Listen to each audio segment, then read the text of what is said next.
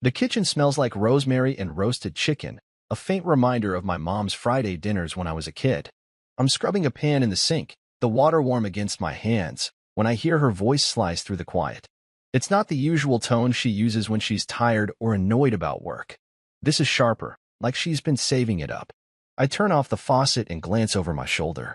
She's standing by the dining table, arms crossed, her lips tight like she's holding back a storm.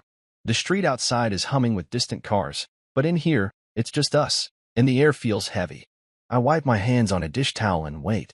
I've learned to let her speak first when she gets like this. It's better than guessing what's wrong. She doesn't look at me right away.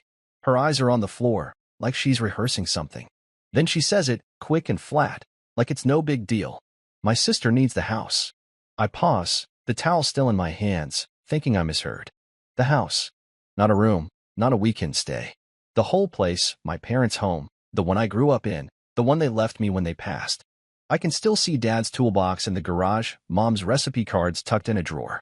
I turn to face her fully, leaning against the counter, trying to keep my voice steady. What do you mean? Needs the house? I ask, keeping it calm, like we're just sorting out a misunderstanding. Her eyes snap up to mine, and there's a spark there, like I've already crossed some line. Justine just graduated, she says, like that explains everything. She's got her art degree now, and she needs a place to start her life. This house is just sitting here, Marcus. You don't do anything with it. The words hit like a jab, but I don't flinch. I think about the porch Dad built, the way Mom used to hum while watering her roses out back. Sitting here? I've kept every inch of this place alive, from fixing the leaky roof to painting the fence last summer. I don't say that, though. Instead, I try to reason. She can stay here if she needs a place for a bit, I offer. We've got the guest room. That's when her face changes. Her jaw tightens, and she steps closer, her voice climbing.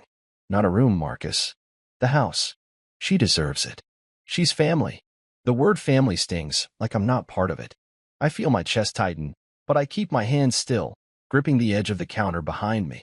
I think about Justine, her big plans, her endless posts online about living her truth. She's never once asked about this place, never cared about the stories in its walls. And now it's hers because her sister says so? I shake my head, slow, deliberate. It's not going to happen, I say, my voice low but firm. This is my parents' house. It's not up for grabs. The air goes still, like the world's holding its breath. Her eyes widen, then narrow, and I see it coming before it happens. She steps forward, fast, and her hand swings out. The slap lands hard across my cheek, a sharp crack that echoes in the quiet kitchen. My skin burns, and for a second, I'm stunned, not by the pain, but by the fact that she did it. The dishes in the sink clink softly as the faucet drips, a sound I didn't notice before. I touch my cheek, feeling the heat under my fingers, and look at her. She's breathing hard, her face red, her eyes daring me to react. I don't. I just hold her gaze, letting her see I'm not backing down. Then she screams, her voice raw and jagged. I want you out of this house now, you bastard. The words feel like they're meant to break me, to shove me out the door and into the dark. I can imagine what she wants, me scrambling, begging, or yelling back. But I don't do any of that. I keep my eyes on hers, steady, and something shifts inside me. Not anger, not even hurt.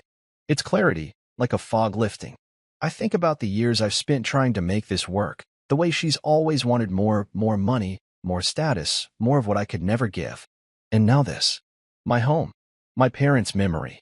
She thinks she can take it, just like that. I lower my hand from my cheek and nod, just once. Okay, I say, my voice so calm it surprises me. Her mouth opens, like she's ready to keep fighting, but I don't give her the chance. I turn, grab my jacket from the chair, and walk toward the door. I can feel her staring, waiting for me to turn back, to apologize or plead. But I don't. The front door creaks as I open it, the same creak Dad always meant to fix.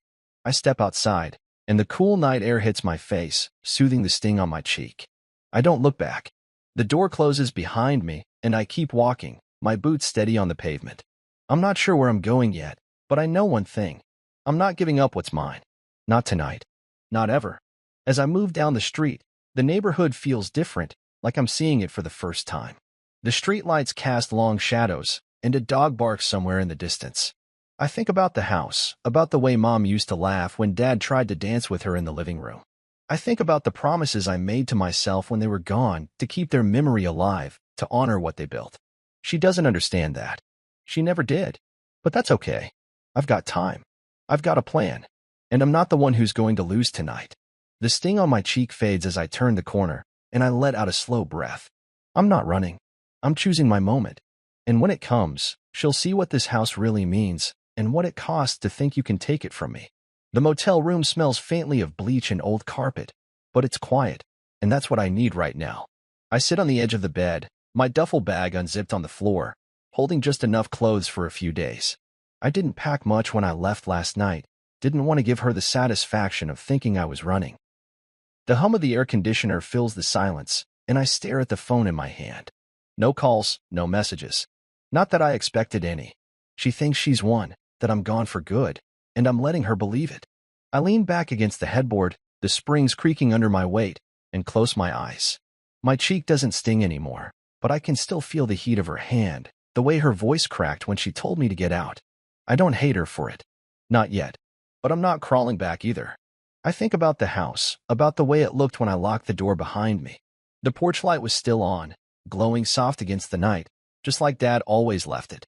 That house isn't just wood and brick, it's everything my parents were. Mom's laughter in the kitchen, Dad's calloused hands sanding down the banister he built himself. I was 10 when he let me help him with the porch, handing me nails and showing me how to swing a hammer without smashing my thumb. This is ours, Marcus, he'd said, wiping sweat from his brow. Not just a place to live, a place to stand. I didn't understand then, but I do now. That's why I'm not letting it go, no matter what she thinks she can take. I open my eyes and grab my keys from the nightstand. There's something I need to do, something I started months ago when I first noticed her pulling away. It wasn't the big fights that tipped me off, it was the little things. The way she stopped asking about my day, the way she'd talk about our future, like it was a checklist that didn't include me. I'd ignored it for too long, hoping it'd pass, but last night changed everything. I'm not fighting her on her terms. I'm doing this my way, quiet and careful, like Dad taught me when we fixed things together. I slip on my jacket and head out, locking the motel door behind me.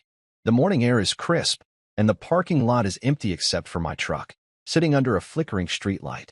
The drive to Mr. Ellis's office takes me through the old part of town, where the streets are lined with oaks and houses that have been here as long as mine. His office is a small brick building squeezed between a bakery and a hardware store, the kind of place you'd miss if you weren't looking. I park and walk inside, the bell above the door jingling softly. His secretary, Mrs. Clara, smiles when she sees me. "Morning, Marcus," she says, her voice warm like she's known me forever. "He's expecting you." I nod, grateful for her kindness, and head down the hall. Mr. Ellis is my family's lawyer, the one who helped Mom and Dad with their will after Dad got sick. He's a wiry man with glasses that slip down his nose, but his mind is sharp, and he doesn't waste words. "Marcus," he says, standing to shake my hand as I step into his office. "Sit down. You look like you haven't slept." I manage a small smile and take the chair across from his desk. The room smells like coffee and old books, and there's a stack of papers waiting for us. "I'm fine," I say, though I'm not sure I mean it. He doesn't push, just slides his glasses up and gets to the point. "You sure about this?" he asks, tapping the folder in front of him. I nod, my jaw tight. I've been sure for a while now, even before last night. He opens the folder and starts explaining, his voice steady as he walks me through the details.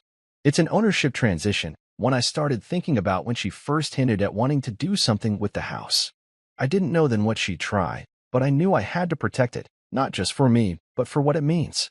We spend an hour going over the paperwork, signing where he points, clarifying what happens next. It's not about revenge, though part of me wonders if it looks that way. It's about drawing a line, making sure no one can touch what's mine just because they think they deserve it. When we're done, Mr. Ellis leans back in his chair and looks at me over his glasses. "You're doing the right thing," he says, and I believe him. He's seen enough families fall apart to know what happens when you don't stand your ground. I thank him and leave, the folder tucked under my arm, feeling lighter than I did walking in. Back in my truck, I sit for a minute, staring at the street. I think about Mom, how she'd sit in her garden with a cup of tea, watching the bees dance around her roses. She'd always said the house was a gift, not just to me but to whoever came after. "Keep it safe, Marcus," she told me when she got sick, her hand frail but her eyes fierce. I promised I would, and I meant it. I start the engine and pull onto the road, heading back to the motel. I don't need to call anyone or tell the world what I'm doing. Let her think she's got it all figured out. Let her call her sister and make plans for a house she doesn't own. I'm not playing her game. I'm ending it.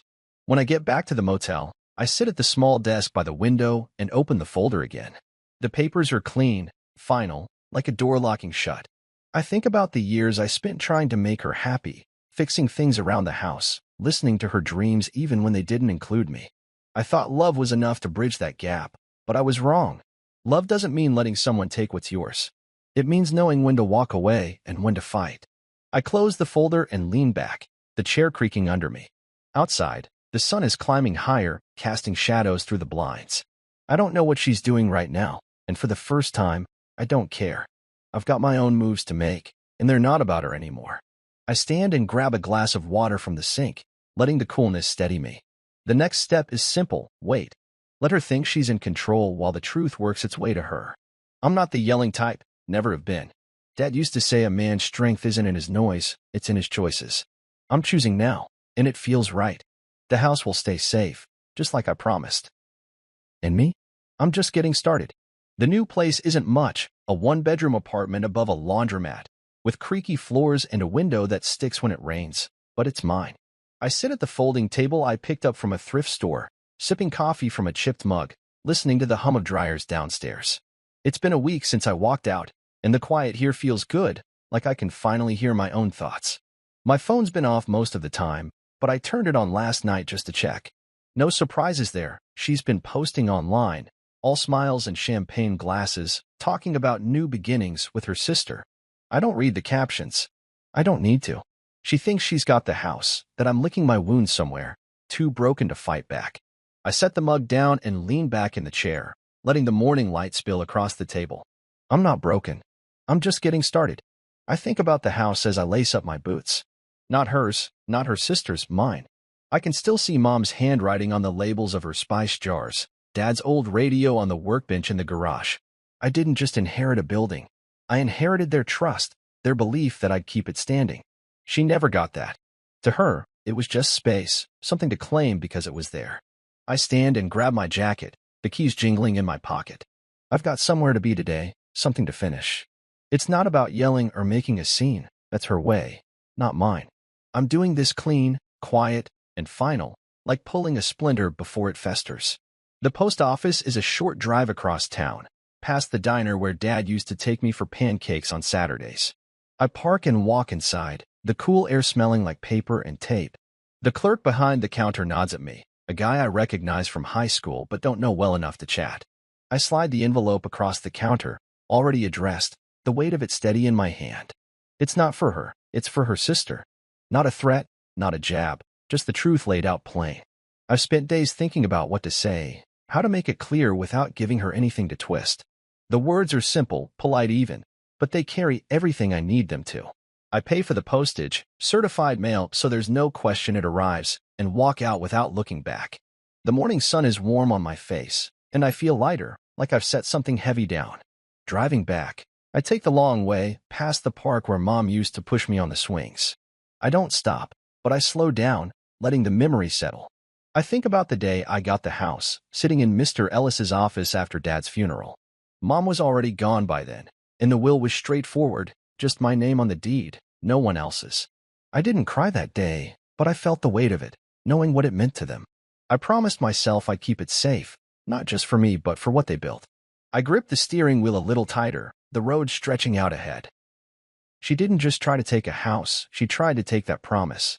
That's where she went wrong. Back at the apartment, I sit on the couch, a lumpy thing that came with the place, and pull out my laptop. I don't check her posts, but I know she's out there, spinning her story, telling the world she's won. Let her. I'm not playing that game. I open a document I've been working on, a list of things I need to do next. The envelope I mailed is just the start. There's more to come, steps I've already set in motion with Mr. Ellis. I'm not hiding, but I'm not shouting my plans either. I learned that from Dad. When you're fixing something, you don't make noise about it. You just do it right. I type a few notes, then close the laptop and lean back, the couch creaking under me. The dryers downstairs hum like a heartbeat, steady and sure. I think about where I was a year ago, still trying to make things work with her. I'd come home from work, tired from fixing pipes or wiring houses, and she'd be on the phone, talking about her sister's latest dream or some plan that never included me. I'd listen, nod, think maybe if I tried harder, she'd see me. But she didn't. The house was just the last straw, not the first. I stand and walk to the window, looking out at the street below. A kid rides by on a bike, laughing as he swerves around a pothole. I smile, just a little. Life keeps moving, doesn't it? And I'm moving with it. I grab a glass of water from the kitchenette, the faucet groaning like it's got a story of its own. I think about the letter, probably sitting in a sorting bin by now, on its way to her sister. I didn't write it to hurt anyone. I wrote it to make things clear. This isn't a game, and I'm not the one who's lost. I imagine her sister opening it, her face changing as she reads. Maybe she'll call her. Maybe they'll argue. Doesn't matter. What matters is they'll know the truth, and it's not the one they're expecting. I set the glass down and run a hand through my hair, feeling the weight of the week starting to lift. I'm not angry anymore, not like I was that first night, walking away from the house with her voice still ringing in my ears. I'm focused now, clear in a way I haven't been in years. The afternoon slips by, and I spend it unpacking the few things I brought, some clothes, a couple of books, a photo of Mom and Dad from their anniversary. I set the photo on the table, their smiles steady and warm. I'm keeping my promise, I say under my breath, like they can hear me. Maybe they can. I don't know. What I do know is I'm not letting anyone take what they gave me, not without a fight they'll never see coming. I glance at my phone again, still silent, and turn it off. I don't need to hear from her, don't need her apologies or her rage. I've got my own path now, and it's leading somewhere she can't follow. As the sun dips lower, painting the room orange, I sit back at the table and open a notebook. I jot down a few thoughts. Not plans, just pieces of what's next. A job I heard about at the community center, a library project I might check out. Small things, but they feel big, like steps towards something real. I close the notebook and look out the window again. The street's quiet now, the kid with the bike long gone. I'm okay with the quiet. It's where I'm finding myself again, piece by piece. And when the time comes, when that letter lands and the truth comes out, I'll be ready for whatever comes next. For now, I'm just here, steady, waiting for my moment. I'm sitting on a bench at the edge of the park, a thermos of coffee in my hand, watching the leaves skitter across the grass. It's a cool morning, the kind where the air feels clean, like it's washing something away. I haven't been back to the house since I left, and I don't plan to go today either, but I know what's happening there right now. I can picture it clear as day, her sister pulling up in that flashy white SUV she borrowed from her parents, music loud enough to rattle the windows, probably grinning like she's won something big. I take a sip of coffee, the warmth spreading through my chest, and lean back. She's got no idea what's waiting for her. None of them do. I'm not there to see it, and I don't need to be. I've done my part, and now it's time to let the truth do the talking. I think about the letter I mailed a few days ago, the one that's probably in her hands by now. I wrote it careful, not to be cruel, but to be clear. I close my eyes for a second, imagining her standing at the front gate, her parents trailing behind with bags or boxes, ready to claim a house that was never theirs. Mr. Jennings will be there. I called him yesterday to make sure. He's been looking after the place since Dad passed, trimming the hedges, checking the pipes in winter. He's not family, not by blood, but he's the kind of man who'd do anything for my parents' memory. I told him what to do, what to say. He didn't ask questions, just nodded and said, "I've got it, Marcus." I trust him. He'll hand her the envelope, polite as always, and let the words inside do the rest. I open my eyes and watch a jogger pass by, her ponytail bouncing with each step. The park's quiet for a Saturday, just a few kids kicking a ball in the distance. I think about what I wrote in that letter. I didn't yell or curse, didn't need to. It was short, formal, with a copy of the deed transfer clipped to it. I told her sister the house wasn't hers, wasn't her sister's to give away. I mentioned the new owners, a young couple who'd be moving in soon. I even wished her well with her art degree, because I don't hate her. She's just caught up in her sister's mess, thinking she's entitled to something she never earned. The deed was the real point, proof that I sold the place 2 days ago, quiet and legal, to people who'll love it the way my parents did. I stand and stretch, my boots scuffing the gravel path. I'm not gloating, not really. Part of me feels heavy, like I've lost something even though I know I did the right thing. Selling the house wasn't easy. I walked through it one last time before signing the papers, touching the banister Dad carved, standing in Mom's garden where her roses are still blooming. I could have kept it, fought to stay, But that would have meant fighting her forever, her demands, her tantrums, her sister's greedy eyes. I didn't want that poison in a place meant for peace. So I let it go, not to her, but to someone new, someone who'll build their own memories there. I take another sip of coffee and start walking, the thermos warm against my palm. I think about Mr. Jennings again, picturing him at the gate. He's not a big man, but he's got a way of standing that makes you listen straight-backed, eyes steady, like he's seen enough to know what matters. I can see him holding out the envelope, his voice calm as he says, "This is for you, miss." She'll probably laugh at first, thinking it's a mistake, maybe toss her hair and make a joke about fixing this later. But then she'll open it, and her face will change. I don't know if she'll read it out loud or just stand there, her parents peering over her shoulder, their voices rising as they realize what's happened. I don't need to know the details. What matters is they'll see the truth, that I wasn't playing their game, that I was steps ahead the whole time. I cross the street and head toward my truck, parked under a sycamore tree. The leaves are starting to turn, flecks of red and gold against the green. I think about Mom, how she'd sit on the porch in autumn, sketching the trees in her notebook. She'd love this day, crisp and bright, perfect for a walk. I climb into the truck and set the thermos in the cup holder, my hands resting on the wheel. I'm not sad, not exactly, but there's an ache in me, like I'm saying goodbye to more than just the house. I shake it off and start the engine, the rumble steady under me. I've got places to be, things to do. I'm not stuck in her drama anymore. I drive toward the hardware store to pick up some paint for the apartment. It's not much, but I want to make the place feel like mine, even if it's just for now. The radio's off, and I let the quiet fill the cab. I think about the new owners, the couple I met through Mr. Ellis. They're young, expecting their first kid, full of plans for the house. She talked about painting the nursery. He mentioned fixing up the porch. I liked them, liked their excitement, the way they looked at each other. It felt right, handing it over to them. I didn't tell them everything, just enough to know the place was loved. They'll find their own way, make it theirs, like Mom and Dad did. I pull into the store's parking lot and sit for a minute, my hands still on the wheel. I wonder what her sister's doing now, if she's called her yet, if they're arguing or just standing there, stunned. I don't care as much as I thought I would. It's done, and I'm free, not just from her, but from the weight of trying to hold on to something that wasn't working. I grab my wallet and step out, the air cool against my face. Inside, I pick out a can of pale blue paint, something calm, like the sky on a good day. The clerk rings me up, and I head back to the truck, the can heavy in my hand. Driving home, I feel the shift inside me, like a knot finally loosening. I'm not the guy who walked out of the house a week ago, stinging from her slap, unsure of what came next. I'm not the guy who spent years trying to make her happy, hoping she'd see me. I'm just me now, starting over, choosing my own way. The apartment's waiting, small and plain but mine. I'll paint the walls, unpack the last of my things, maybe cook something tonight. Simple stuff, but it feels good. I park and carry the paint upstairs, the stairs creaking under my boots. I set the can on the table and look out the window, the town stretching out quiet and steady. I'm okay here. I'm okay with what's done. And whatever comes next, I'm ready for it.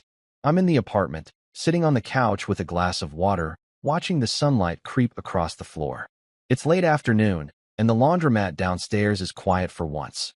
No hum of machines to fill the space. My phone's on the table, screen dark but buzzing every few minutes. I don't need to look to know who it is. She's been calling since this morning, 17 times, maybe more by now. I can imagine her pacing the porch, her heels clicking on the wood Dad sanded smooth, her voice sharp as she yells into the phone. I don't answer. I don't need to hear her rage or her excuses. I lean back, the couch creaking under me, and take a slow sip of water. The truth's out now, and it's louder than anything she could say. I think about what happened at the house today. Mr. Jennings called me an hour ago, his voice steady like always, telling me how it went down. Her sister showed up first, just like I figured, blasting music and acting like she owned the place. Then she arrived, pulling up in her car, all fire and noise, demanding to know why the key didn't work. Mr. Jennings didn't argue. He just pointed to the spot where the for sale sign used to be and told her to talk to me. I can picture her face, red and twisted, as she realized the lock wasn't hers to open anymore. I don't smile, but I feel something settle inside me, like a weight I didn't know I was carrying. The house belongs to someone else now, a young couple starting their life, and there's nothing she can do about it. I set the glass down and stand, stretching my arms. The apartment's small, but it's starting to feel like home. The paint I bought yesterday is still on the table, thick unopened, but I'll get to it soon. I walk to the window and look out at the street, where a delivery truck rumbles by. I think about the new owners, probably walking through the house right now, measuring walls or unpacking boxes. I hope they love it, the way the light hits the kitchen in the morning, the creak of the back door Mom always laughed about. I didn't sell it to hurt anyone. I sold it to set things right, to keep it out of hands that didn't deserve it. My parents worked too hard, loved it too much, for it to be a prize in our game. My phone buzzes again, and I glance at it. Another voicemail. I don't play it, but I can guess what it says, screaming, maybe some tears, calling me names I've heard before. I'm not heartless. I know she's hurting, maybe even scared. But I also know she brought this on herself. I think back to the nights she'd talk about upgrading our life, how she'd roll her eyes when I mentioned fixing the porch or tending Mom's garden. To her, the house was just a thing, something to trade for status or her sister's dreams. She never saw what it meant to me, never cared about the promises I made when Mom got sick, when Dad's hands couldn't hold a hammer anymore. I turn away from the phone and grab my jacket. I'm not sitting here all day, letting her voice creep into my head. I head downstairs and out to my truck, the air cool against my face. I drive toward the diner on the edge of town, not because I'm hungry, but because I need to be somewhere else, somewhere alive. The diner's the same as always at Red Booth's, coffee that's too strong, and a jukebox that's been broken since I was a kid. I slide into a booth by the window, and the waitress, a woman with gray streaks in her hair, brings me a menu without asking. Haven't seen you in a while, she says, her voice kind but not prying. I nod, managing a small smile. Been busy, I say, and she leaves it at that. I order a burger and sit back, watching the cars pass outside. The world feels bigger today, like I'm not tethered to her drama anymore. I think about her sister, probably crying on the porch by now, her parents muttering about lawyers or fairness. I don't hate them. I don't even hate her, not really. But I'm done letting their wants run my life. I think about the letter Mr. Jennings handed over, the one I wrote to make things clear. I didn't need to be there to know how it landed. Her sister's shock, her parents' confusion, her fury when she saw the deed wasn't mine anymore. I take a sip of water the waitress brings, the glass cold against my fingers. I wonder if she's still at the house, banging on the door or shouting at Mr. Jennings. He won't budge, though. He's seen too much to be rattled by her noise. The burger comes, and I eat slow, letting the diner's hum, forks clinking, low voices, the hiss of the grill, ground me. I think about the years I spent trying to make her happy, fixing things she didn't notice, swallowing my own wants to keep the peace. I thought that's what love was, giving until you're empty. But I was wrong. Love doesn't mean letting someone walk over you. It means knowing when to stand up, even if it's quiet, even if it's just walking away. I finish the burger and lean back, the booth's vinyl creaking. The waitress refills my water without a word, and I'm grateful for the silence. I think about the new couple again, the ones with a baby on the way. I saw the way they looked at the house, like it was a beginning, not a trophy.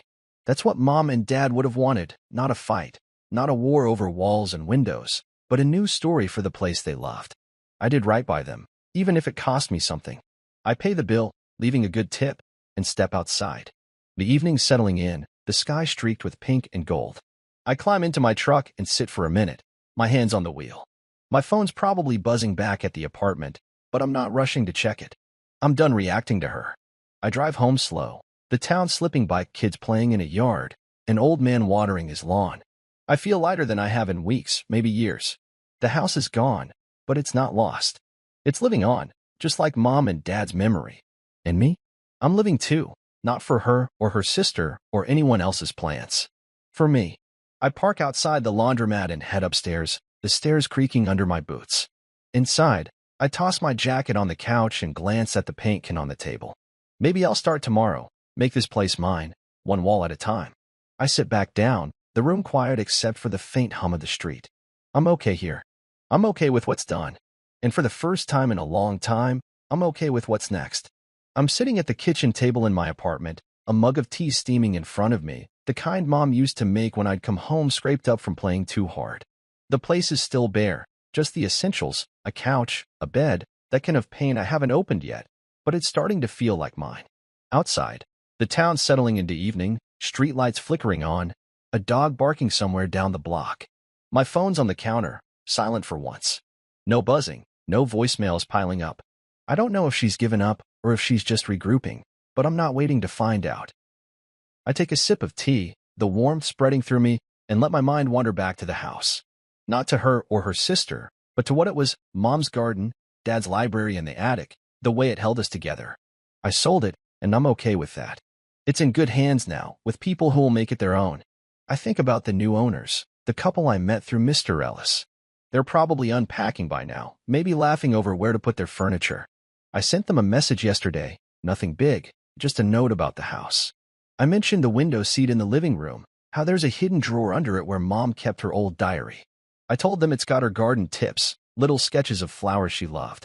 I don't know if they'll find it or care, but it felt right to share, like passing on a piece of her without holding on too tight. I leaned back in the chair, the wood creaking softly, and picture the house the way it looked last time I was there, bright, alive, ready for someone new. That's what Mom would have wanted, not a battle over who gets the keys. I stand and walk to the window, looking out at the street below.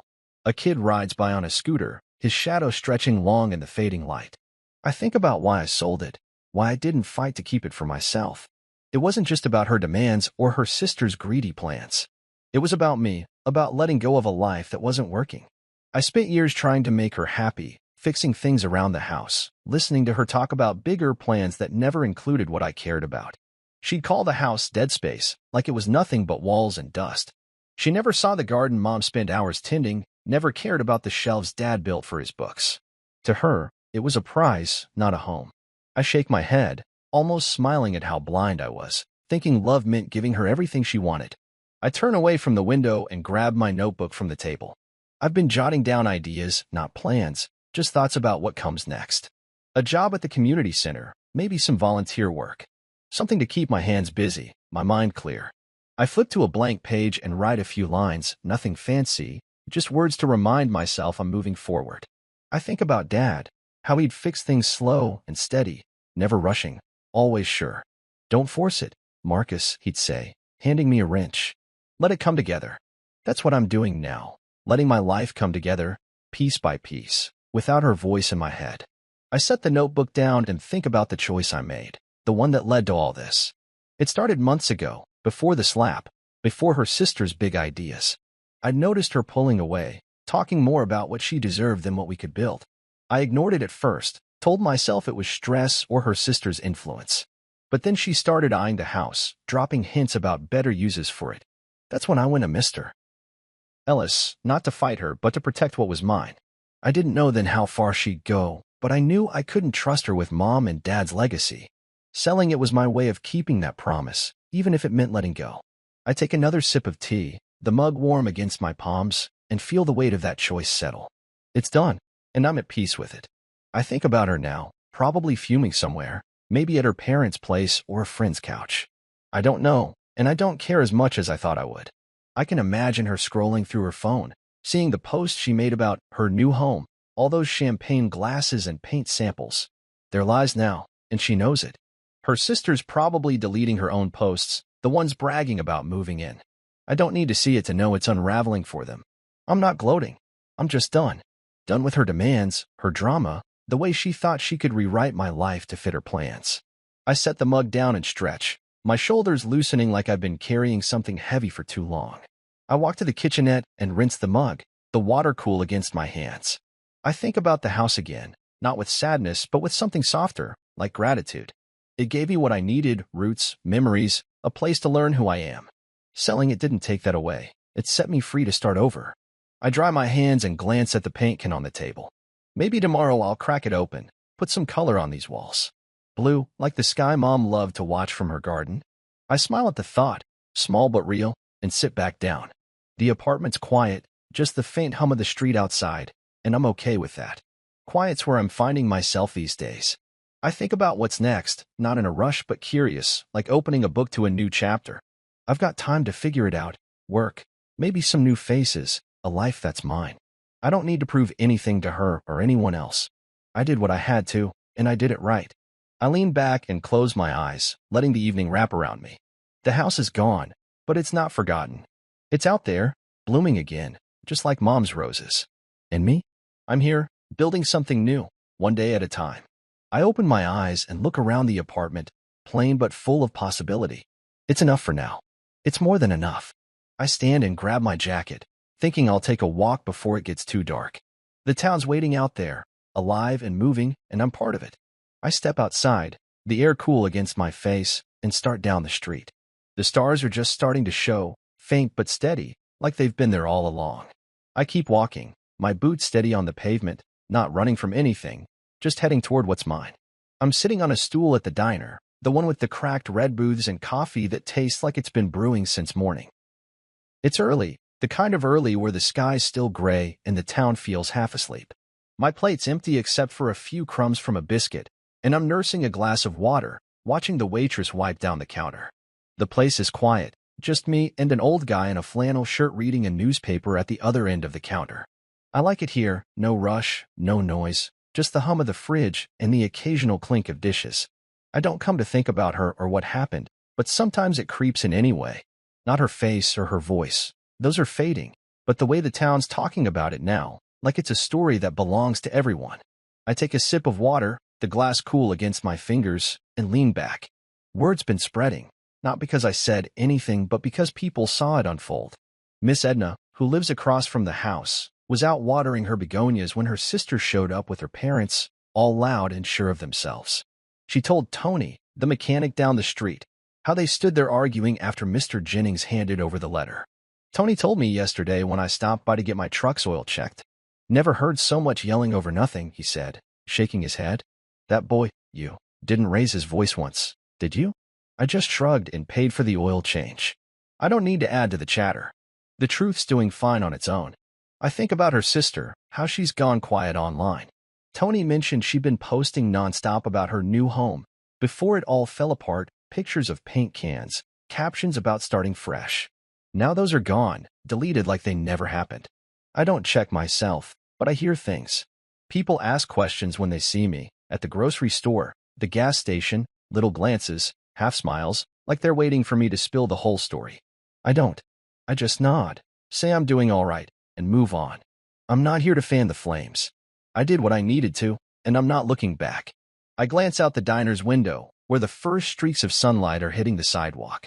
I think about her, not with anger, but with a kind of distance, like she's someone I used to know. She's probably scrambling now, trying to save face with her family, her friends, whoever will listen. I can imagine her telling her side, how I betrayed her, how I stole her sister's chance. But the neighbors know better. Miss Edna saw her screaming on the porch, calling me names when she thought no one was listening. Tony heard her laugh about the house months ago, saying it was wasted on me. They don't say it to my face, but I catch their looks, the kind that say they're on my side. It's not about sides, though. It's about what's right. I set the glass down and stretch my arms, my shoulders stiff from sleeping on the lumpy couch last night. I've been meaning to paint the apartment, make it mine, but I keep putting it off. Maybe today's the day. I think about the house, not hers, but the one I gave to that young couple. I drove by yesterday, not to stop, just to see it from the road. The roses in Mom's garden were blooming, bright against the fence, and there was a new mailbox out front, painted green. It looked alive, like it's already theirs. That's what I wanted, not a fight, not a war, but a new beginning for a place that deserved it. I smile, just a little, and the waitress glances over, raising an eyebrow. You look like you're planning something, she says, her voice teasing but kind. I shake my head. Just thinking, I say, and she leaves it at that. I think about her sister again, how she's probably blaming her now. I can almost hear them arguing, voices sharp, tearing into each other over whose fault it is. I don't know for sure, but I'd bet on it. Tony said her sister looked broken on that porch, crying while her parents called some lawyer who'd never change a thing. The paperwork's ironclad, Mr. Ellis made sure of that. I didn't sell the house to hurt them, but I'm not sorry they're feeling the sting. They thought they could take what wasn't theirs, and now they're learning what happens when you assume too much. I finish my water and push the glass aside, the diner's warmth settling around me like a blanket. I think about what Tony said, how her sister turned on her when it all came crashing down. You lied to me, she'd said, according to Miss Edna's gossip. I can picture her standing there, mascara smudged, pointing a finger like it'd fix anything, and her, trying to talk her way out, saying she assumed I'd give in. Assumed. That word sticks with me, sharp like a splinter. She assumed I'd been, assumed the house was hers to give away, assumed I'd stay quiet like always. She was wrong. I wasn't loud about it. Didn't need to be. I just did what Dad taught me, fix the problem, clean and steady, no fuss. I leaned forward, resting my elbows on the counter, and let out a slow breath. I'm not proud of their mess, but I'm proud of my choice. The waitress brings the check, and I leave a few bucks on the counter, nodding thanks as I stand. Outside, the air's crisp, the town waking up slow. I walk to my truck, parked across the street, and climb in, the seat familiar under me. I think about Mom and Dad, how they'd handle this. Mom would have been kind but firm, saying, "You don't take what's not yours." Dad would have just nodded, maybe clapped me on the shoulder, proud I stood my ground. I start the engine and pull onto the road, heading back to the apartment. The town slips by, kids waiting for a bus, a woman sweeping her porch, and I feel like I'm part of it again, not just passing through. I park outside the laundromat and head upstairs, the stairs creaking under my boots. Inside, I grab the paint can from the table and pry it open, the smell of fresh paint sharp and clean. I think about the walls, how they'll look blue, like the sky Mom loved. I'm not fixing the past anymore. I'm building something new. I dip a brush and start on the first wall, the color spreading smooth and even. The room feels bigger already, like it's breathing with me. I don't know what's next, not exactly, but I'm not worried. I've got time, and I've got me. That's enough for now. I keep painting, the brush steady in my hand, and let the town's whispers fade. Their story's unraveling, but mine's just beginning. I'm sitting on a folding chair outside the community center, a bottle of water in my hand, watching the sun dip low over the town. The air's warm, carrying the smell of cut grass and asphalt cooling off after a long day. I've been here since noon, helping set up tables for a library restoration project, sorting books, hauling boxes, nailing down loose shelves. My hands are sore, but it's the good kind of sore, the kind that comes from doing something real. I take a swig of water, the plastic crinkling, and lean back, letting the evening settle around me. The center's quiet now, most of the volunteers gone home, but I'm not in a rush. I like it here, away from the apartment's bare walls, away from the weight of what used to be. I'm finding my footing, step by step, and it feels good to stand on my own. I think about the house sometimes, not with pain, but like a memory you visit, then leave behind. I don't drive by anymore, don't need to. I know it's in good hands, with that couple and their soon-to-be kid. I imagine them painting the nursery, maybe finding Mom's diary under the window seat like I told them. I'm okay letting it go, knowing it's alive with new stories. I sold it to free myself, not just from her, but from the life I was stuck in, always trying to be enough for someone who didn't see me. I set the bottle down and wipe my hands on my jeans, the denim rough against my palms. I'm not that guy anymore, and I'm starting to like who I'm becoming. I've been talking to Dr. Patel lately, a friend of Mom's who's been a therapist for years. I wasn't sure about it at first, sitting in an office, spilling my thoughts to someone felt like admitting I was broken. But she's different, not pushy, just steady, like she's got all the time in the world to listen. I went to her place last week, a small house with a porch full of plants, and we sat with cups of tea while I talked. Not just about her or the house, but about me, how I got so used to fading into the background, letting my wants slip away to keep the peace. "You didn't lose yourself, Marcus," she said, her voice calm but sure. "You just set yourself aside for a while. You're finding him now." I think about that a lot, especially on days like today, when I'm tired but not empty. I stand and stretch, my back popping from hours of lifting. The community center's a block from the library, where they're fixing up a wing that got hit by a storm last year. I started volunteering a couple weeks ago, not planning to stay long, just looking for something to fill the days. But I keep coming back. There's a rhythm to it, sorting old books, stacking them by subject, seeing kids wander in to grab a comic or a mystery novel. It reminds me of Dad's library in the attic, how he'd spend hours up there, reading about history or fixing things. I don't talk much while I'm here, but I listen to the other volunteers, to the hum of the place, to myself. I'm learning what I want again, and it's simpler than I thought. I grab my toolbox from the grass and head inside to check the shelves one last time. That's when I run into Delilah, the archivist who's been running the book sorting. She's leaning against a table, her hair tied back, flipping through a battered copy of some old novel. "You're still here?" she says, glancing up with a half smile, her voice dry but not mean. I shrug, setting the toolbox down. "Had to make sure the shelves won't fall on anyone," I say, and she laughs, short and sharp, like she's not used to it. "We've talked a bit over the weeks, nothing deep, just small stuff about books or the town." She's got a quiet way about her, like she's seen enough to know what's worth saying and what's not. I like that. It's easy, no pressure, just two people working side by side. We end up sorting a box of books together, the room dim except for a flickering overhead light. She tells me about a collection of letters she found in the library's basement, written by some guy who lived here 100 years ago. He wrote about fixing fences and missing his wife, she says, her fingers brushing the pages. Sounds boring, but it's real, you know? I nod, thinking about Dad's notes in the margins of his books, little reminders to himself about life. I don't say it out loud, but I get it. Those small things, they're what stay with you. We work until the box is empty, and she heads out, tossing a "see you tomorrow" over her shoulder. I watch her go, not staring, just noticing, and I feel something shift, like a door cracking open. I lock up the center and walk to my truck, the night air cool against my face. I think about Dr. Patel again, what she said about carrying lessons forward, not the pain. I'm starting to see it. How I let myself shrink to fit her world, how I thought that's what love meant. It wasn't. Love's not about losing yourself. It's about building something together, both of you giving, both of you seen. I climb into the truck and start the engine, the rumble familiar under me. I'm not rushing to find that now, not with Delilah or anyone else. I'm just open to it, and that's enough for today. I drive home slow, the town slipping by, porches lit up, kids chasing fireflies in a yard. I think about the apartment, how I finally painted one wall blue last weekend, how it's starting to feel like mine. I'll keep volunteering, keep talking to Dr. Patel, keep figuring out what I want. The past is there, her, the house, the years I spent trying, but it's not holding me anymore. I park outside the laundromat and head upstairs, the stairs creaking under my boots.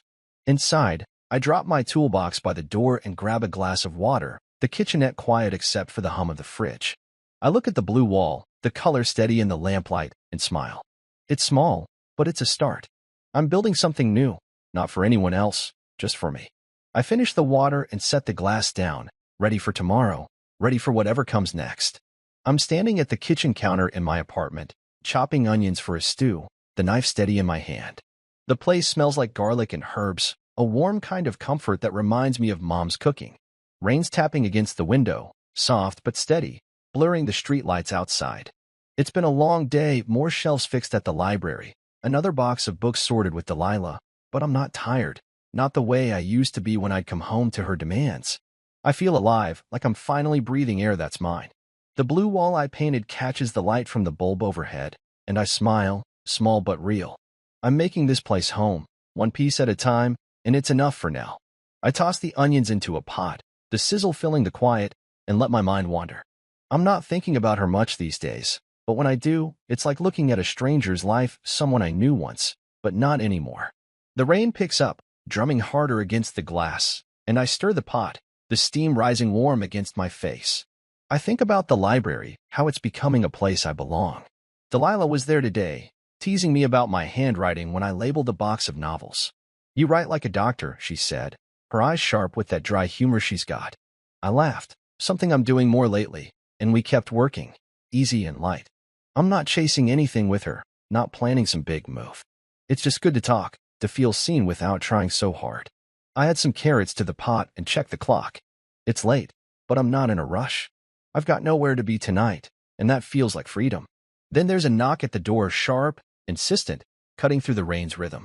I pause, the spoon still in my hand, and listen. Another knock, louder this time. I set the spoon down and wipe my hands on a towel, my stomach tightening just a little. I'm not expecting anyone, and most folks I know would call first. I walk to the door, the floor creaking under my boots, and open it slow. She's standing there, soaked to the bone, her hair plastered to her face, mascara streaking down her cheeks. For a second, I'm back in the kitchen that night, her hands stinging my cheek, her voice telling me to get out. But I'm not there anymore. I'm here, and I'm steady. "You ruined us," she says, her voice breaking, like she's been crying for hours. She's shivering, her jacket dripping onto the doorstep, but I don't move to let her in. I look at her, really look, and see the desperation in her eyes. Not love, not regret, just a need for something to hold on to.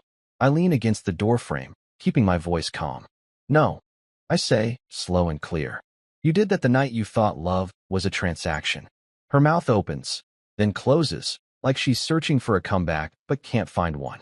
I don't feel angry, not like I thought I would if I saw her again. I just feel done. She steps closer, her hands twisting together, water dripping from her sleeves. I didn't mean it to go like this, she says, her voice softer now, pleading. I thought you'd come around, that you'd see it was for family. I almost laugh, but I don't. Family. She never treated me like that, not when it mattered. I think about Mom and Dad, how they'd sit together at the table, laughing over nothing, building something real. That's family, not taking what's not yours because you think you deserve it. I shake my head, keeping my eyes on hers. You didn't want family, I say. You wanted security, and you thought my parents' house was your ticket. Her face crumples, and she starts crying, loud and raw, like she's hoping it'll change something. I don't move. I've seen her tears before, when she wanted forgiveness, when she wanted her way. They don't work anymore. I think about the years I spent trying to make her happy, fixing things she didn't notice, swallowing my own needs to keep her calm. I thought that's what I was supposed to do, but I was wrong. I look at her now, standing in the rain, and I don't feel trapped. I feel free. I'm not coming back. I say, my voice gentle but firm. You were more in love with what you could take than what we could build. She stares at me, her sobs quieting, like she's finally hearing me. I don't know if she gets it, not really, but it doesn't matter. I've said what I needed to, and I'm not carrying her weight anymore. I step back, my hand on the door. Go home. I say, not cruel, just final. Wherever that is now. She opens her mouth again, maybe to argue, maybe to beg, but I don't wait. I close the door, the lock clicking soft but sure. I stand there for a second, listening to the rain, waiting to see if she'll knock again. She doesn't. I hear her footsteps fade, slow and heavy, and then it's just the storm outside. I walk back to the kitchen, the stew still simmering, the smell grounding me. I stir it, my hands steady, and turn the heat down low. I think about what just happened, how I didn't yell, didn't bend, didn't let her pull me back. I'm proud of that, not in a loud way, but quiet, like Dad when he'd finish a job right. I grab a bowl and ladle out some stew, the steam warming my face as I sit at the table. The rain's softer now, a gentle patter, and I eat slow, savoring the taste. I think about tomorrow, more work at the library, maybe grabbing coffee with Delilah if she's around. Nothing big, but it's mine, and that's what matters. I finish eating and rinse the bowl, the water cool against my hands. The apartment's quiet, just the hum of the fridge and the rain's faint song. I look at the blue wall, the color bright even in the dim light, and feel something settle inside me. I'm not running from the past anymore. I'm building from it. She's gone, not just from my door, but from my life, and I'm okay with that. I dry my hands and sit back down, the chair creaking under me. The night stretches out, calm and open, like a road I'm ready to walk. I don't know where it leads, but I'm not afraid. I'm here, and I'm enough. I'm walking down the street near the old house, my hands in my pockets, the afternoon sun warm on my shoulders. It's not a planned visit. I was just running errands, picking up some nails and a new hammer at the hardware store when I realized I was close.